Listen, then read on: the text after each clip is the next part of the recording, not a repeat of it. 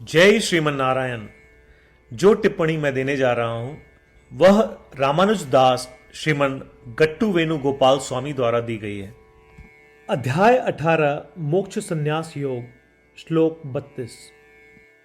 अधर्मं धर्मम् इति या मन्यते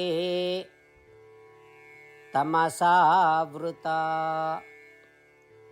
सर्वार्थान् विपरीतांश्च बुद्धिः सा पार्थतामसी। ओम। गीताचार्य श्री कृष्ण परमात्मा हम सभी को अर्जुन के साथ मोक्ष संन्यास योग सिखा रहे हैं। परमात्मा कह रहे हैं, अर्जुन, तामसिक प्रकृति वाले लोगों की बुद्धि अज्ञान के अंधकार में लिपटी हुई, जो अधर्म को धर्म मानती है और सभी गुणों की विकृत व्याख्या करती है। वे जो देखते हैं कि वह वास्तविकता का विरूपण है, वे सोचते हैं कि जो वास्तविक है वह असत्य है और जो असत्य है वह वास्तविक है। जो निम्नतम अधिकारी हैं वह उच्चतम अधिकारी हैं और जो उच्चतम हैं वे निम्नतर हैं। वे आसानी से भटक जाते हैं, उन्हें सत्य की कोई समझ नहीं होती और ना ही यह समझ होती है कि क्या वास्तविक है और क्या असत्य। इस प्रकार वे संसार में अंतहीन रूप से घूमते रहते हैं, जन्म और मृत्यु के सततः चक्र में। ऐसा कहकर श्री कृष्ण परमात्मा तामसिक प्रकृति वाले लोगों की बुद्धि की व्याख्या कर रहे हैं।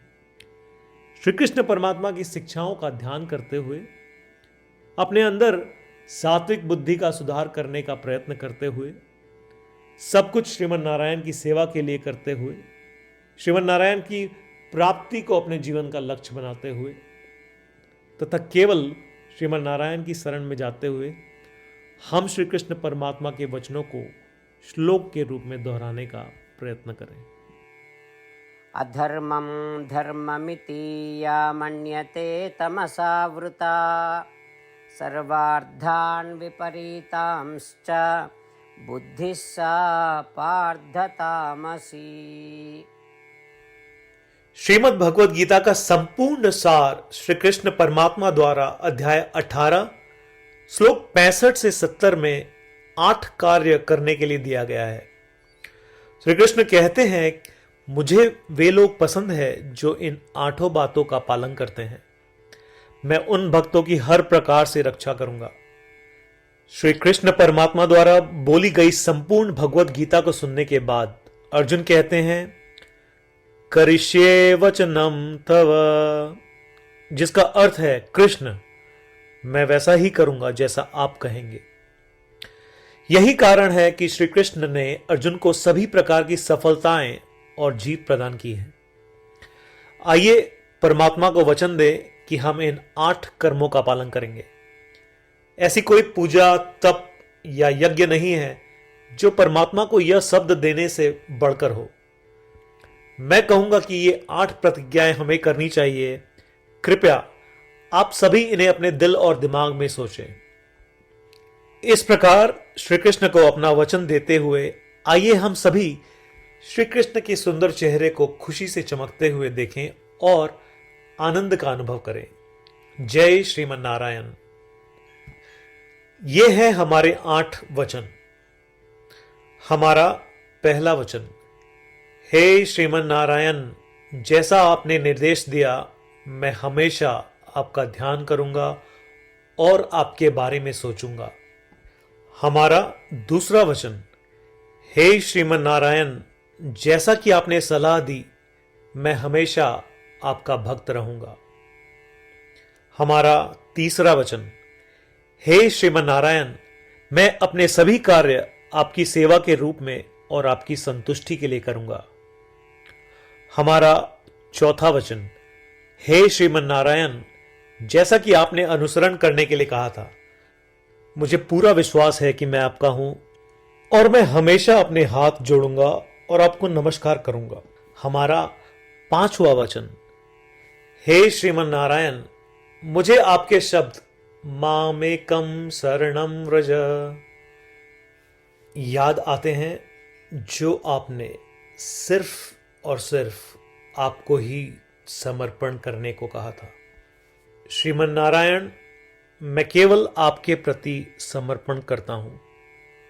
हमारा छठा वचन, हे श्रीमन नारायण, मुझे आपके शब्द मां शुचः याद आते हैं कि आप हमें शोक न करने का आश्वासन दे रहे हैं।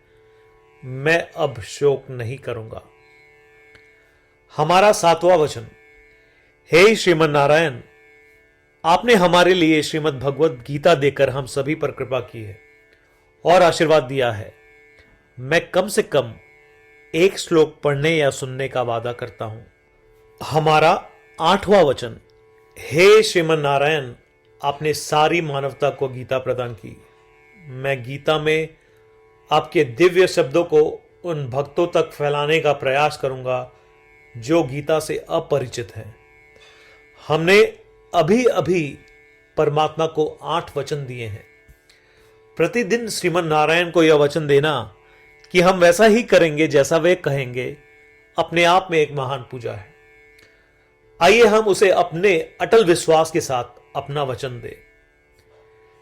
श्रीमन नारायण करिष्ये वचनम तव, जिसका अर्थ है, श्रीमन नारायण, मैं आपके निर्देशों के अनुसार कार्य करूंगा।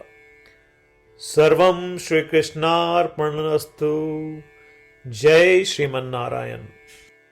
अधर्मं धर्मम् इति या मन्यते तमसावृता सर्वार्थान् विपरीतांश्च